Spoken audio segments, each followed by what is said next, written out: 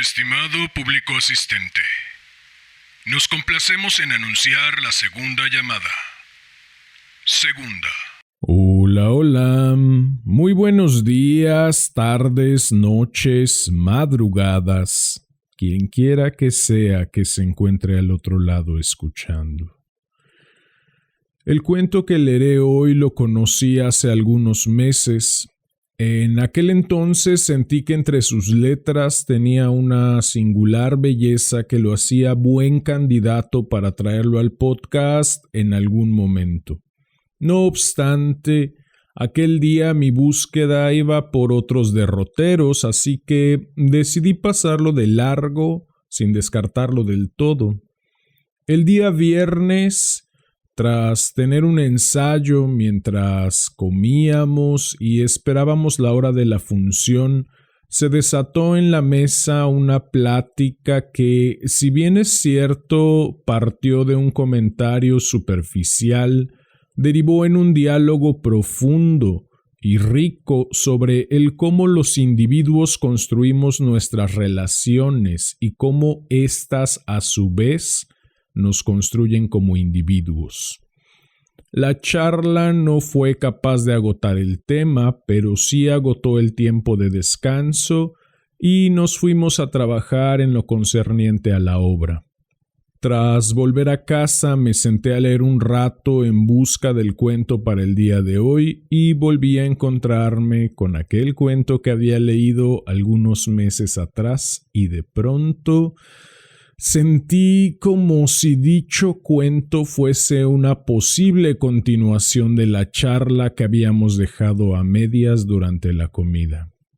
Es un texto con más de 100 años encima y se perciben en sus modos.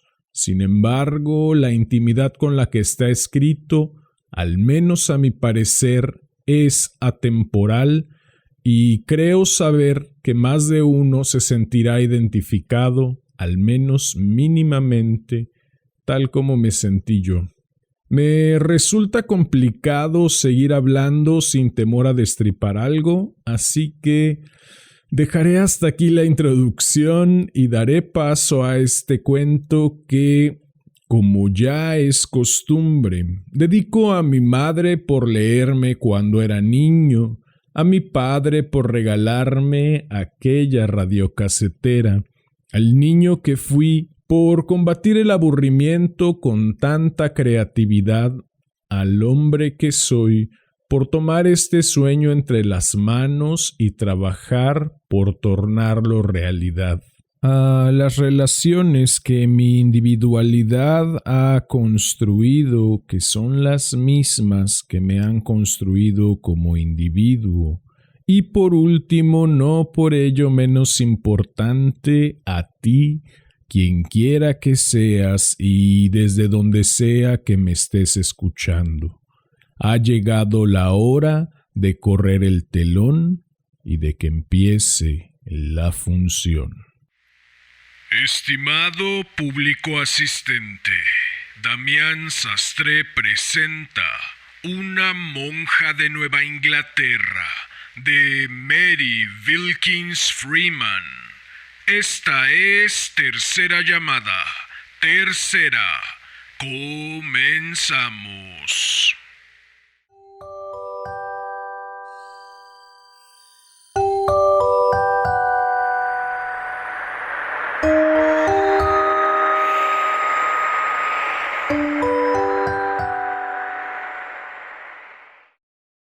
Atardecía y la luz declinaba. La sombra de los árboles en el patio era distinta. A lo lejos las vacas mugían y tintineaban un cencerro.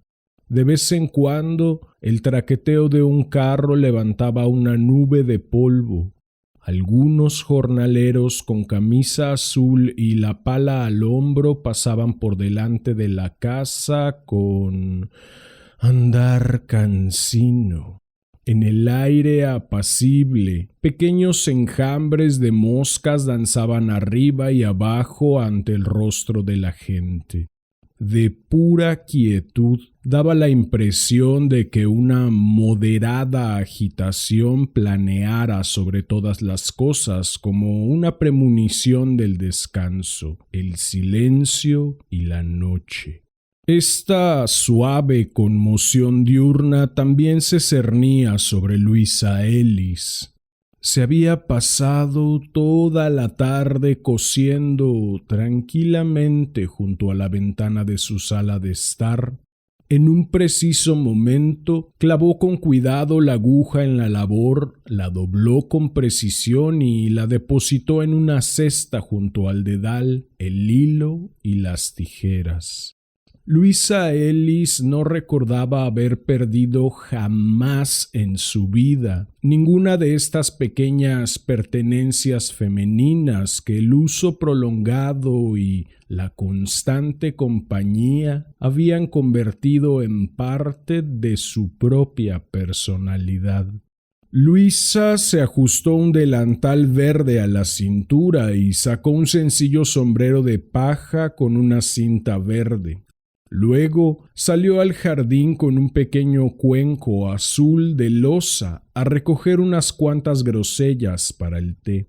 Una vez recogidas las grosellas, se sentó en el escalón de la puerta trasera y procedió a quitarles el rabillo, que depositó con cuidado en el delantal y más tarde arrojó al gallinero.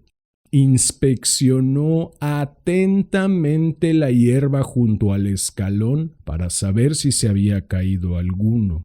Luisa, de movimientos lentos y sosegados, tardaba mucho en prepararse el té, pero cuando terminaba lo disponía con tanta gracia como si ella misma fuera su auténtica invitada.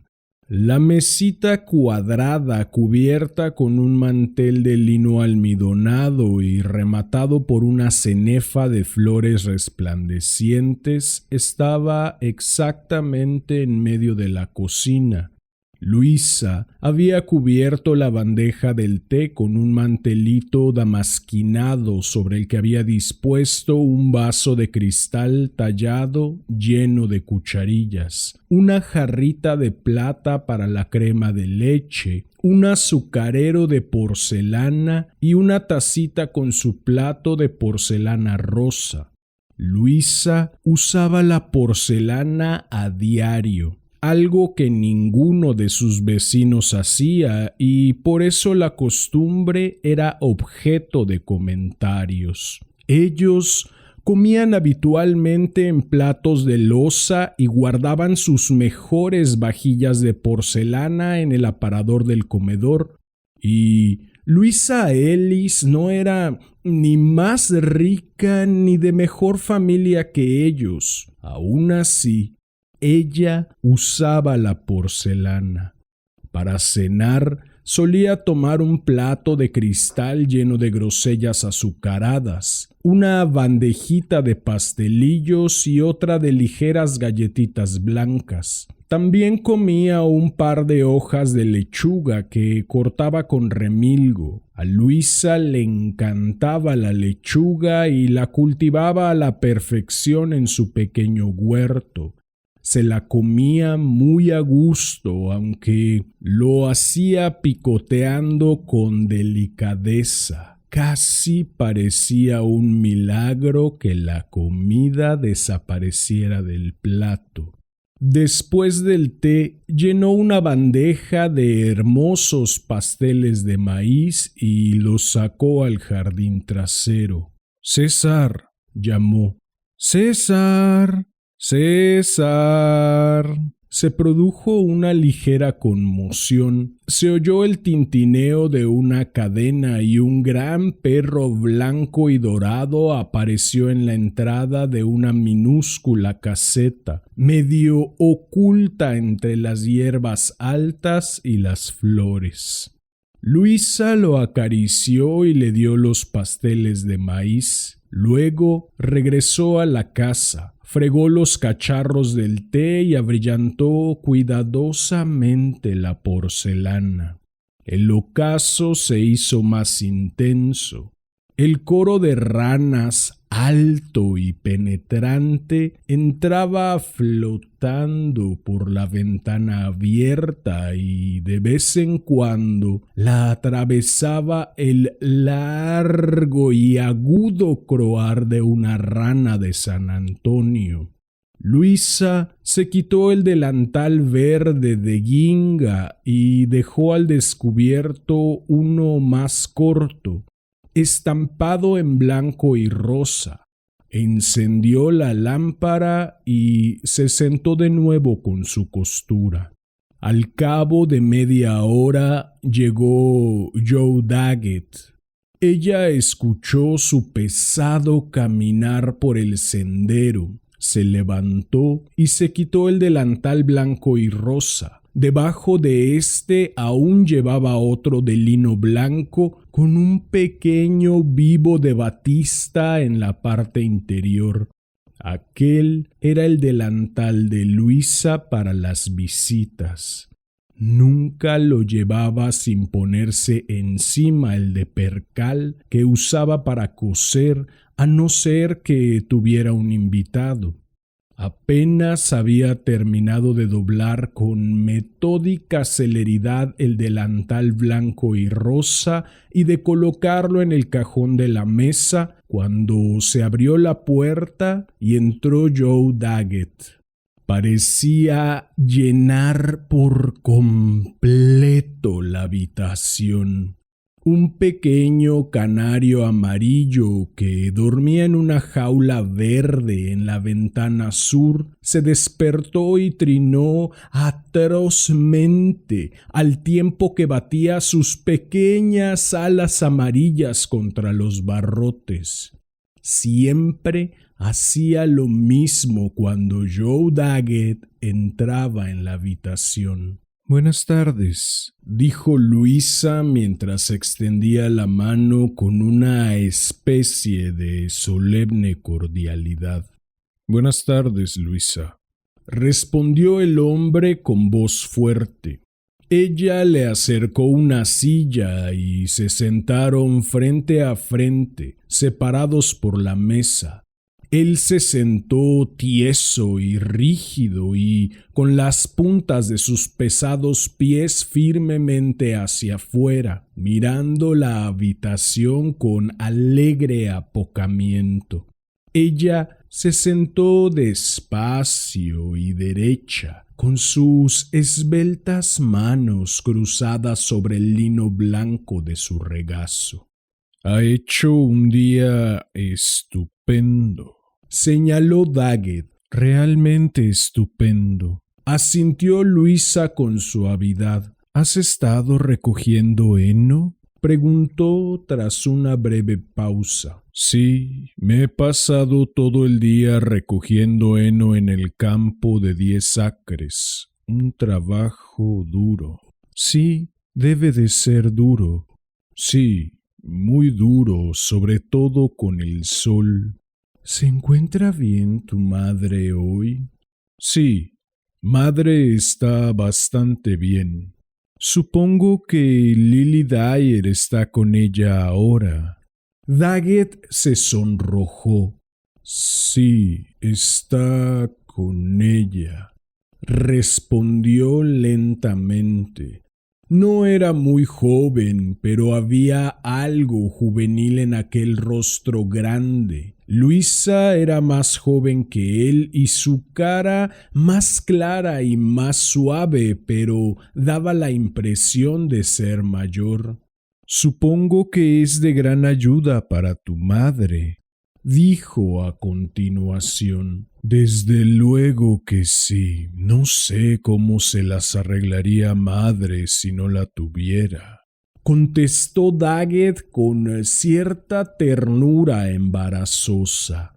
«Parece una chica muy capaz y además es muy guapa», señaló Luisa. «Sí, es muy guapa». Daggett empezó a tocar los libros que había sobre la mesa. Había un álbum de autógrafos cuadrado de color rojo y un libro de lecturas escogidas para señoritas que había pertenecido a la madre de Luisa. Daggett cogió primero uno y luego otro, los abrió y volvió a dejarlos en la mesa, el álbum sobre el libro. Luisa, ligeramente inquieta, no dejaba de mirarlos. Finalmente se levantó y cambió la disposición de los libros y puso el álbum debajo, como estaban colocados antes. Daggett soltó una risita torpe. ¿Y qué más da cuál de los dos esté encima?, dijo. Luisa lo miró con una sonrisa de desaprobación. Siempre los pongo así, murmuró. Lo tienes todo controlado, dijo Daggett intentando reírse de nuevo. El rubor teñía su enorme rostro. Se quedó aproximadamente una hora más, luego se levantó para marcharse. Al salir, tropezó con una alfombra y al intentar mantener el equilibrio, golpeó el costurero de Luisa que estaba sobre la mesa y lo tiró al suelo. Miró a Luisa y las bobinas que rodaban. Se agachó con torpeza para recogerlas, pero ella lo detuvo. No te preocupes, las recogeré cuando te vayas, dijo. Hablaba con suave rigidez, bien porque estaba un poco alterada o porque, como los nervios de Joe la afectaban, el esfuerzo por tranquilizarle la incomodaba.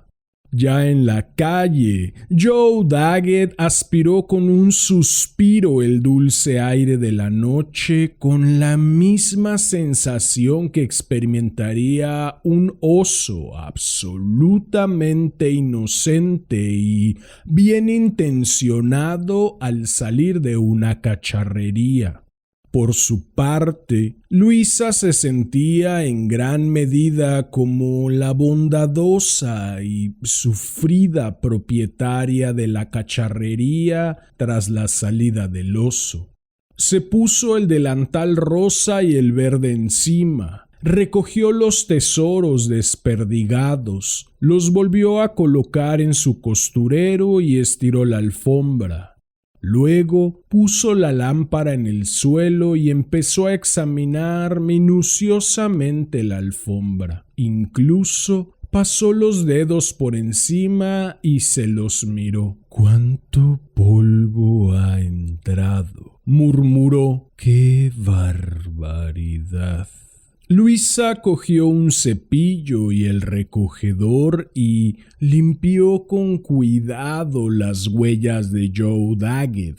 Si él lo hubiera sabido, se habría sentido aún más perplejo e incómodo, aunque su lealtad hacia ella no se habría alterado lo más mínimo. Acudía a ver a Luisa un par de veces por semana y siempre que se sentaba en aquella habitación primorosamente delicada, se sentía como rodeado por un seto de encaje. Temía hacer el menor movimiento, no fuera a hacer que tocara o pisara la misteriosa tela de araña y siempre tenía la sensación de que Luisa vigilaba, temerosa de que lo hiciera. Aún así, el encaje y Luisa contaban con todo su respeto, paciencia y lealtad. Iban a casarse dentro de un mes tras un peculiar noviazgo que había durado nada menos que 15 años. Durante 14 de aquellos 15 años no se habían visto ni una sola vez y solo habían intercambiado unas cuantas cartas. Joe había pasado todos aquellos años en Australia. Había ido allí en busca de fortuna y se había quedado hasta que la encontró. De haber sido necesario, se habría quedado 50 años y hubiera regresado a casa débil y vacilante, o no hubiera regresado para casarse con Luisa. Pero en aquellos 14 años había conseguido hacer fortuna y había vuelto a casa para casarse con la mujer que pacientemente y sin preguntas le había esperado durante todo aquel tiempo. Poco después de hacerse novios, él había anunciado a Luisa su decisión de abrirse camino en otros campos y asegurarse una cierta estabilidad antes de casarse. Ella le había escuchado y asentido con aquella deliciosa serenidad que nunca la abandonaba. Ni siquiera cuando su amado se embarcó en aquel largo e incierto viaje. Joe, animado como estaba por su firme decisión, terminó por deprimirse un poco, pero Luisa lo besó con un ligero rubor y lo despidió. No será por mucho tiempo, había dicho secamente el pobre Joe, pero fueron 14 años. En el transcurso de aquel tiempo sucedieron muchas cosas. La madre y el hermano de Luisa murieron y ella se quedó sola en el mundo.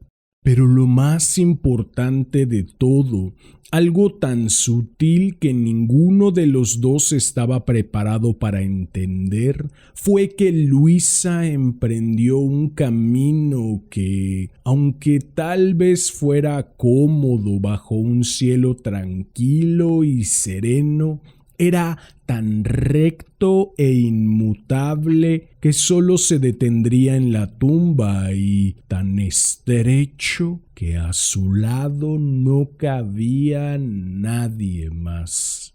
Lo primero que sintió Luisa cuando Joe Daggett volvió a casa, él no le había avisado de su llegada. Fue consternación, aunque ni ella lo reconociera ni él se lo imaginaría jamás. 15 años atrás había estado enamorada de él, o al menos eso creía. En aquella época, cuando lo aceptó dulcemente, siguiendo la tendencia natural de una muchacha, había considerado el futuro matrimonio como una oferta razonable y una posible ventaja en su vida. Había escuchado con serena docilidad la opinión de su madre sobre el tema. Su madre era extraordinaria por su temperamento sereno, apacible y equilibrado.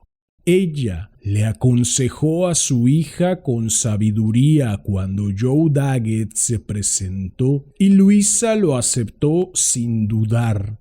Era su primer pretendiente.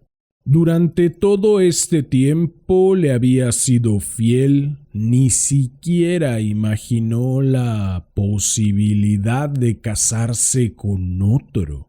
Su vida, especialmente en los últimos 7 años, había estado llena de una paz agradable y nunca se había sentido descontenta ni impaciente por la ausencia de su enamorado.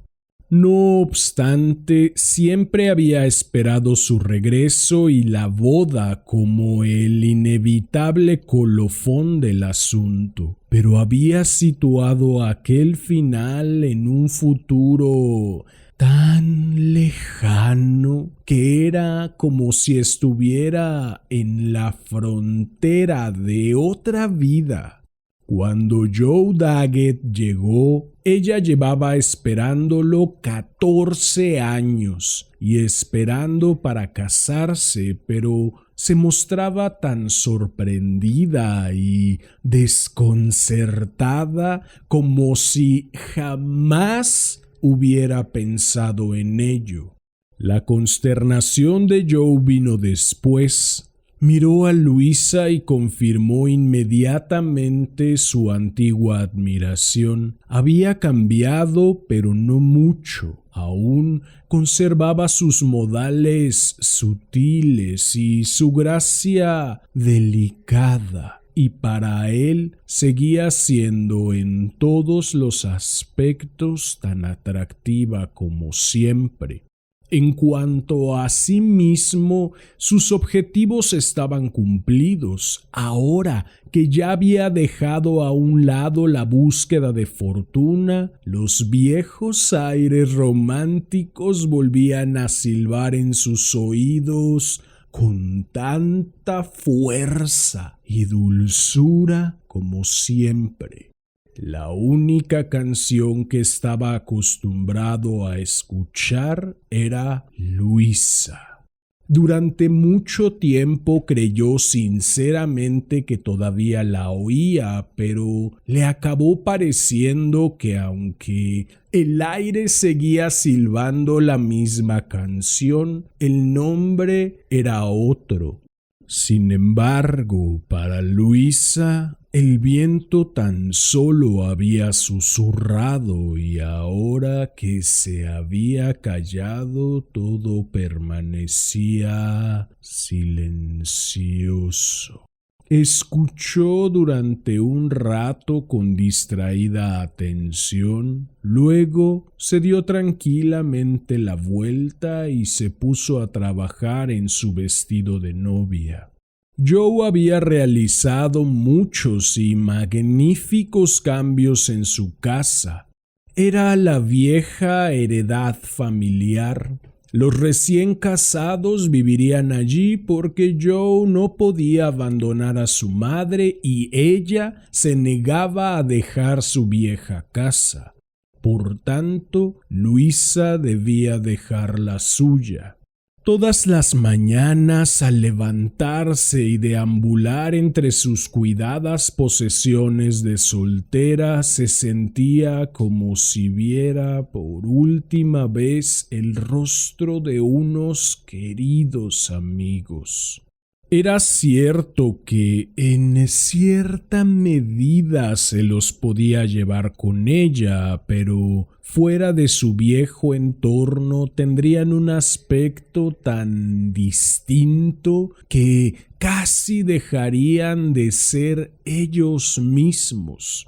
Además, probablemente también se vería obligada a abandonar algunas actividades peculiares de su feliz vida solitaria.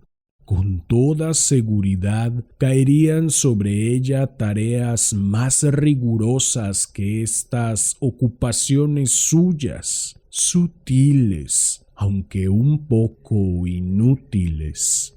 Tendría que ocuparse de una gran casa, recibir invitados, atender a la severa y delicada anciana madre de Joe, y la sobria tradición del pueblo vería con malos ojos que tuviera a su servicio a más de un sirviente.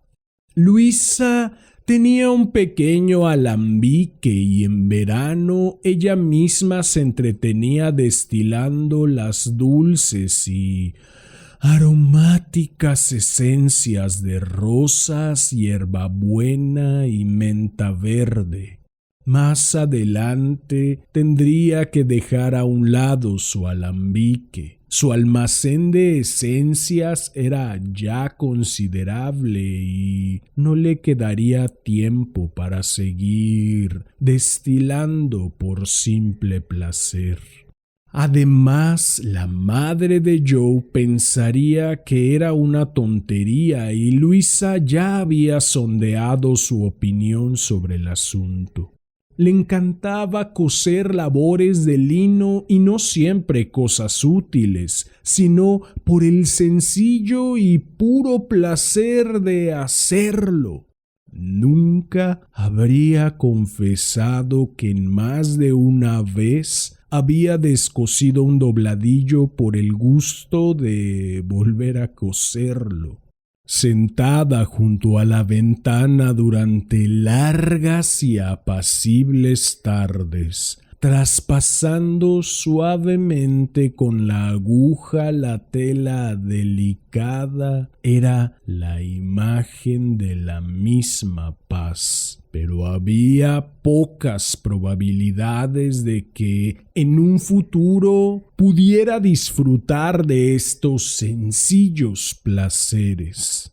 La madre de Joe, que incluso en su vejez era una anciana matrona astuta y dominante, e incluso el propio Joe, con su honesta rudeza varonil, se reirían y desaprobarían todas estas manías hermosas y absurdas de vieja solterona.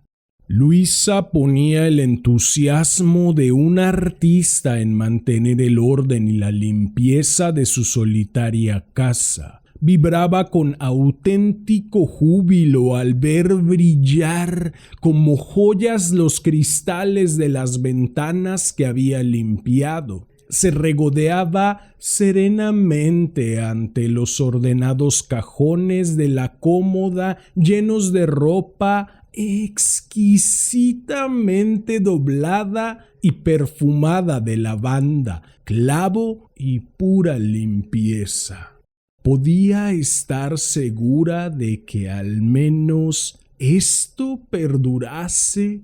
Tenía visiones tan alarmantes que casi las rechazaba por groseras, de las vulgares pertenencias masculinas esparcidas alrededor en un desorden interminable, del polvo y el desbarajuste que genera una tosca presencia masculina en medio de toda esta delicada armonía.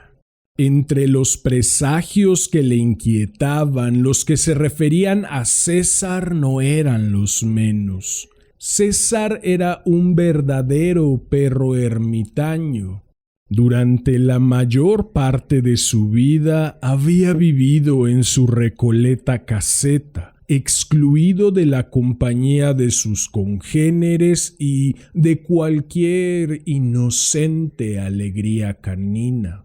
Desde su más temprana juventud, César jamás había vuelto a husmear la madriguera de una marmota, ni había conocido las delicias de un hueso abandonado en la puerta de la cocina de un vecino, y todo por un pecado cometido cuando todavía era casi un cachorro. Nadie sabía los profundos remordimientos de los que posiblemente era capaz aquel perro viejo de aspecto inocente y semblante amable. Pero tanto si tuvo remordimientos como si no, lo que sí encontró fue un implacable castigo.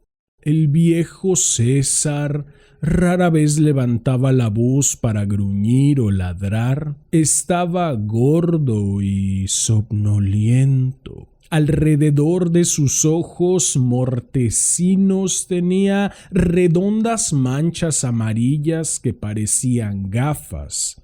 pero había un vecino que llevaba en su mano las huellas de varios de los blancos y afilados dientes juveniles de César, y por ello había vivido atado a una cadena completamente solo en una pequeña caseta durante 14 años.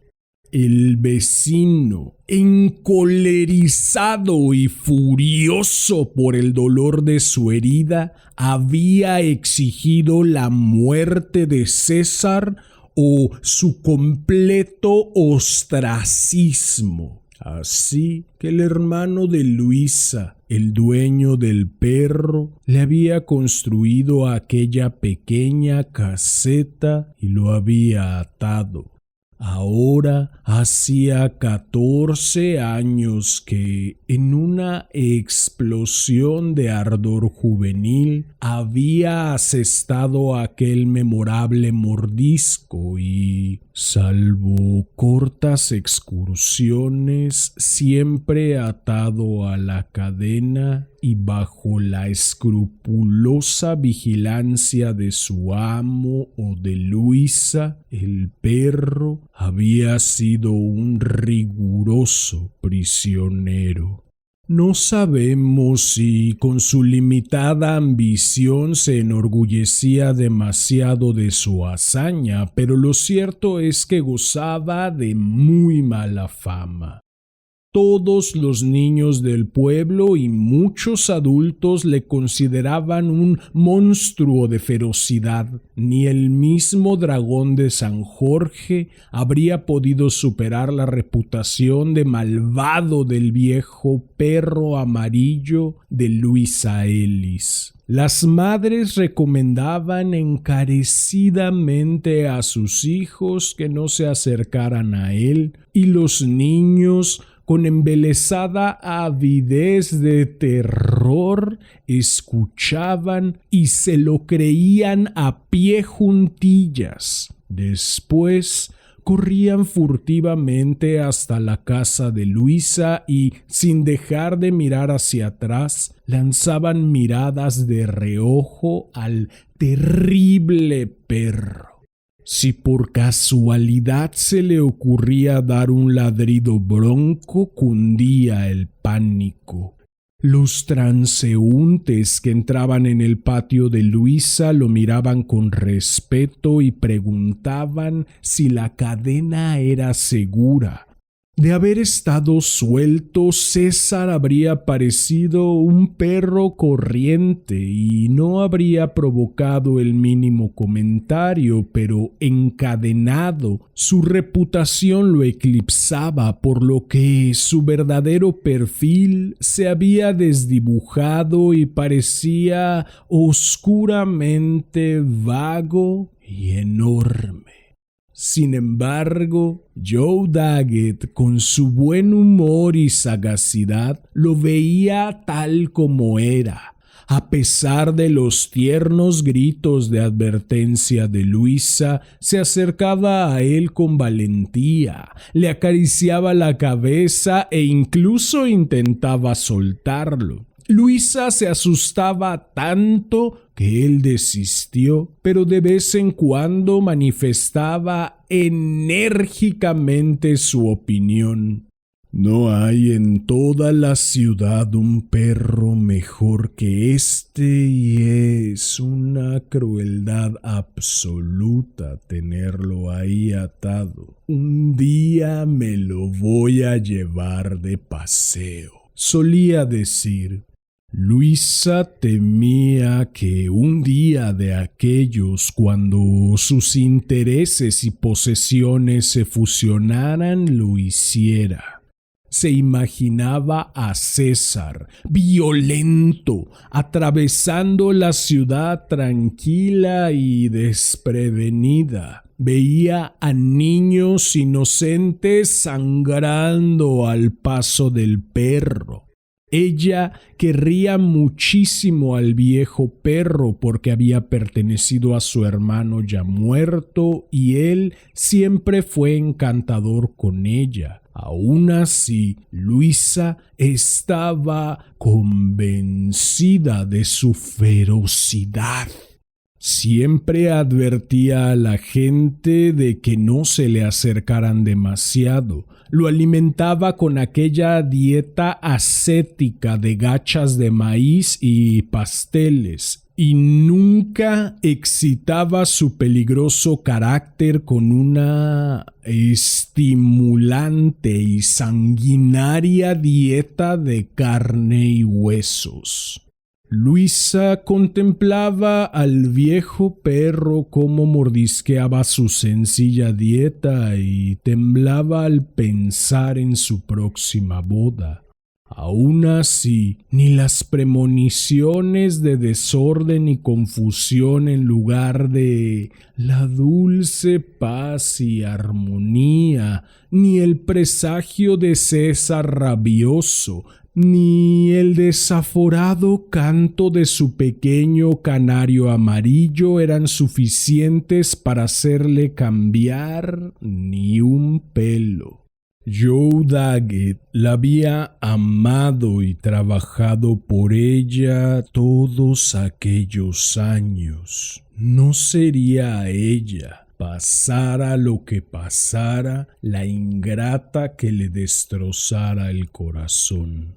Ella siguió dando exquisitas y pequeñas puntadas a su traje de novia y fue pasando el tiempo hasta que llegó el día en que solo faltaba una semana para la boda.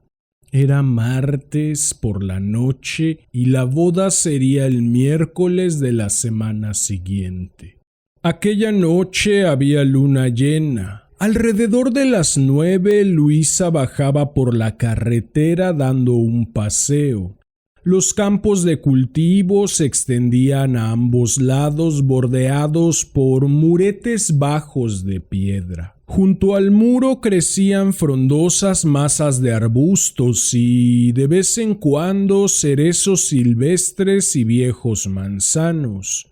Al cabo de un rato, Luisa se sentó en el muro y miró a su alrededor pensativa y ligeramente triste.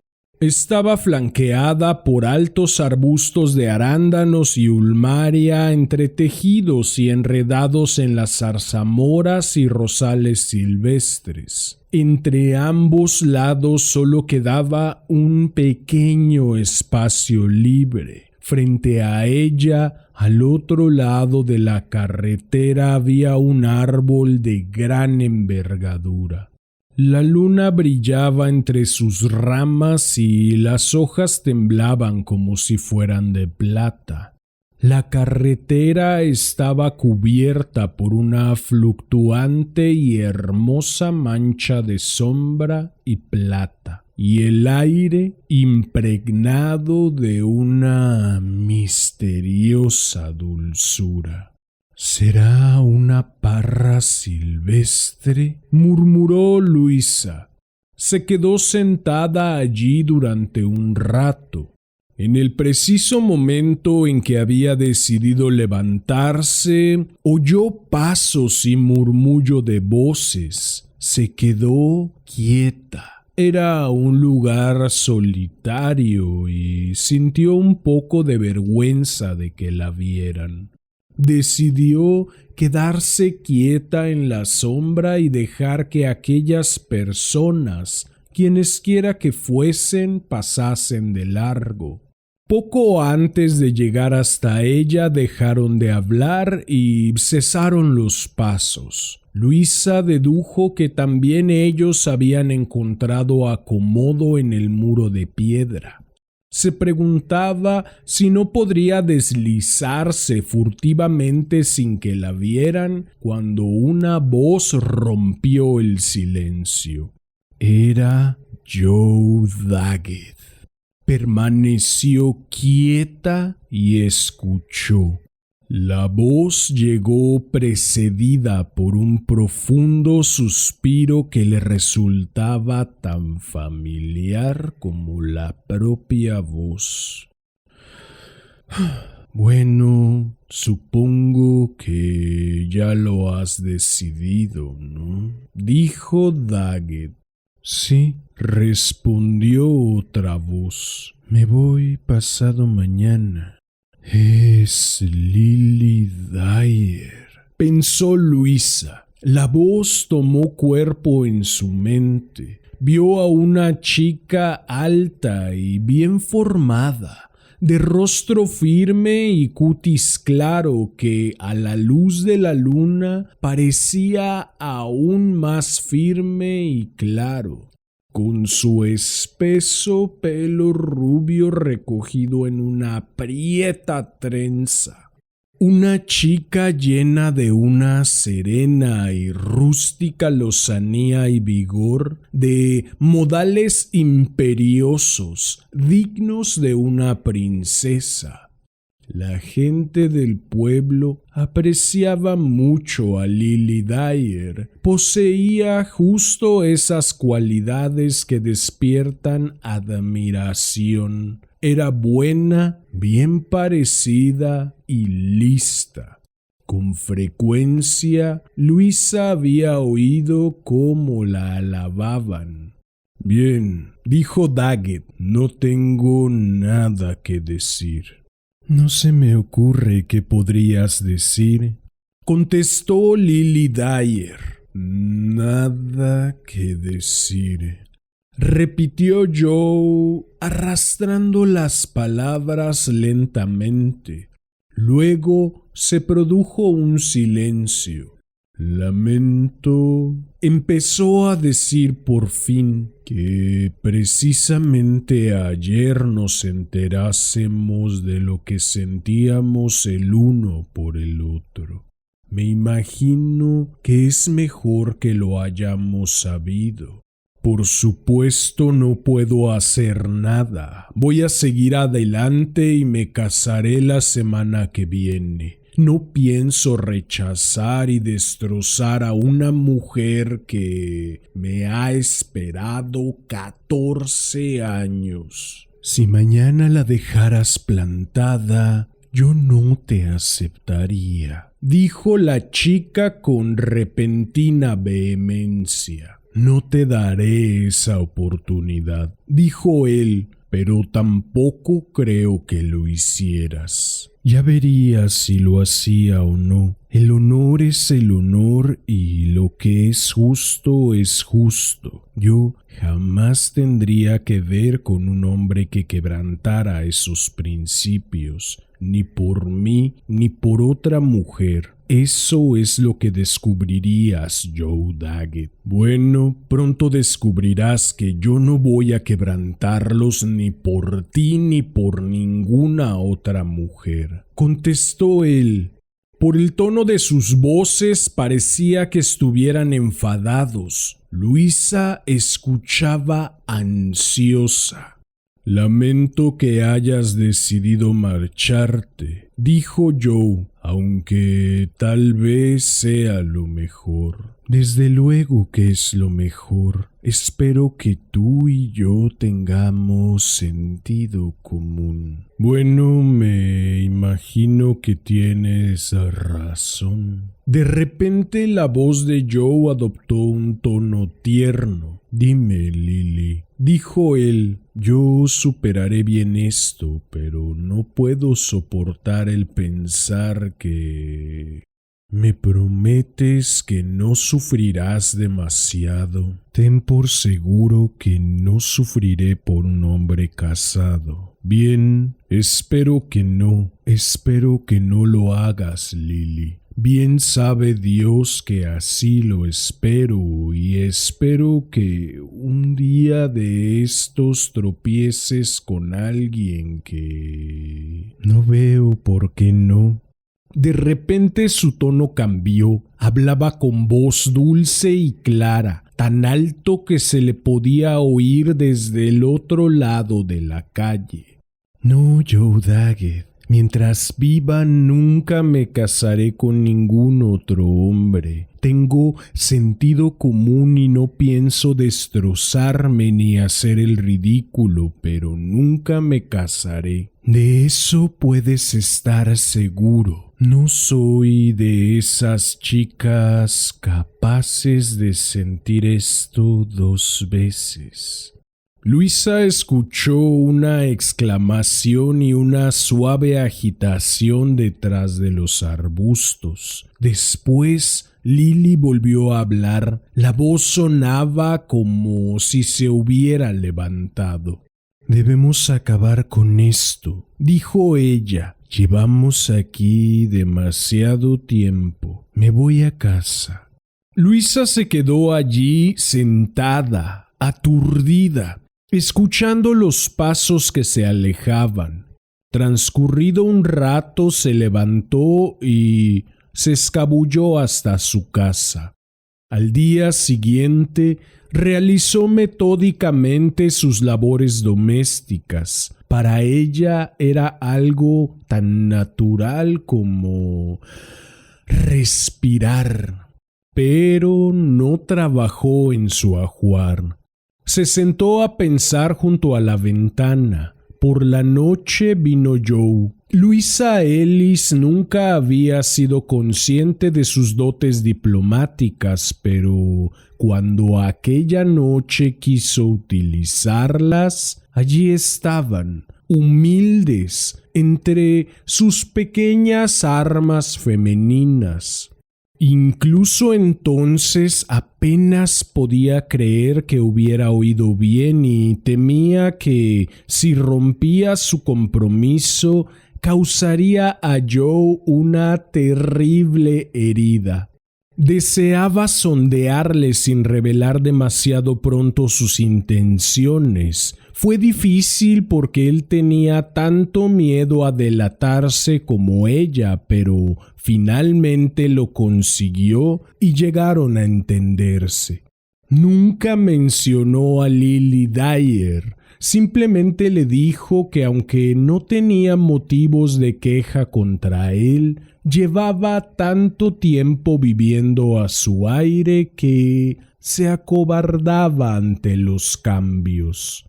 «Yo nunca me acobardé, Luisa», contestó Daggett, «pero para serte sincero te diré que me parece que tal vez sea mejor así. No obstante, si hubieras decidido seguir adelante, yo habría estado a tu lado hasta el día de mi muerte. Espero que lo sepas». «Lo sé», respondió ella.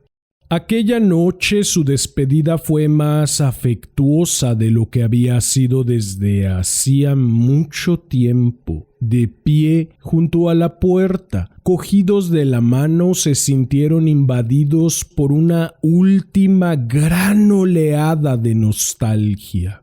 «En fin, Luisa, no es así como pensamos que terminaría esto, ¿verdad?», dijo Joe. Ella negó con la cabeza. Su rostro plácido tembló ligeramente. «Dime si hay algo que pueda hacer por ti», dijo él. «Nunca te olvidaré, Luisa». Luego le dio un beso y se fue por el camino. Aquella noche, al quedarse sola, Luisa lloró un poco sin saber muy bien por qué.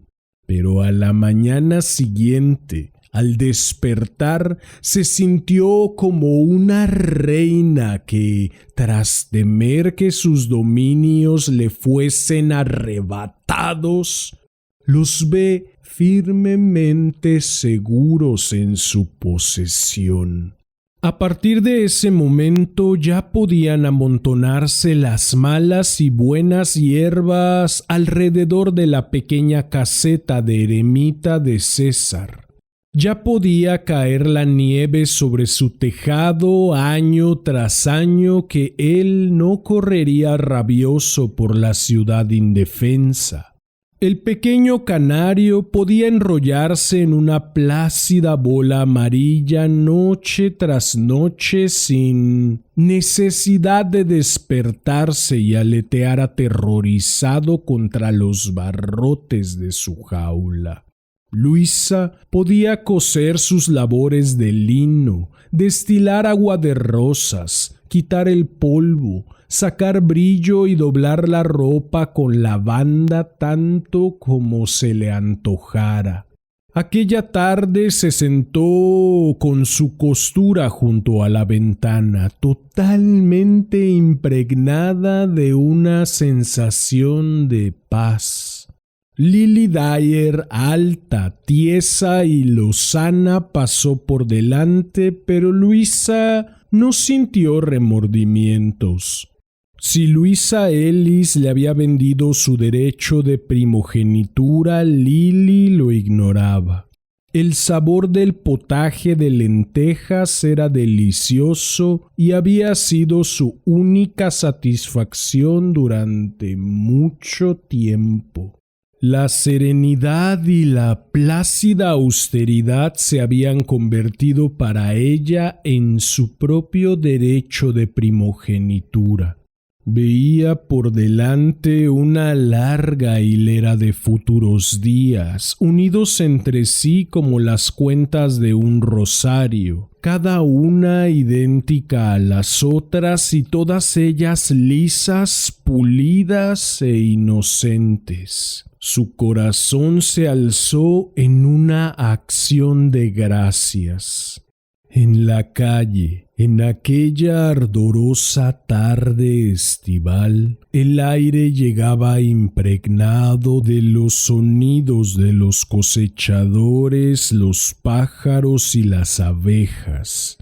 Se oían saludos, traqueteos metálicos, voces dulces y largos zumbidos. Luisa, sentada, contaba devotamente sus días como una monja exclaustrada.